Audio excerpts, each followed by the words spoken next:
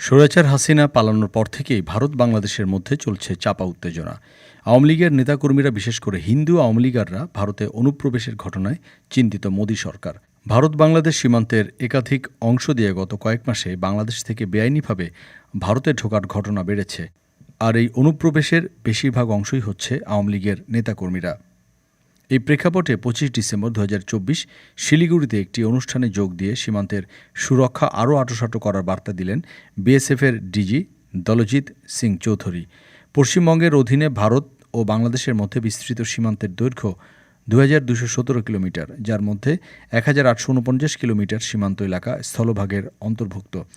তথ্য বলছে এর মধ্যে ৮০০ কিলোমিটার এলাকায় এখনও পর্যন্ত কোনো কাঁটাতারের বেড়া দেয়া নেই। আর এই এলাকাগুলিই সবথেকে ভাবাচ্ছে বিএসএফ কর্তৃপক্ষকে। তবে সীমান্ত সুরক্ষায় কঠোর বার্তা দিলেও এই বিষয়ে বিজিবির ভূমিকায় কৃতজ্ঞতা প্রকাশ করেছেন বিএসএফের ডিজি। তাকে উদ্ধৃত করে সংবাদ মাধ্যমে লেখা হয়েছে, ভারত বাংলাদেশ সীমান্তে প্রত্যেকটি এলাকাতেই বিজিবির পূর্ণ সহযোগিতা পাওয়া যাচ্ছে। সীমান্ত সুরক্ষায় কোনো কমতি নেই।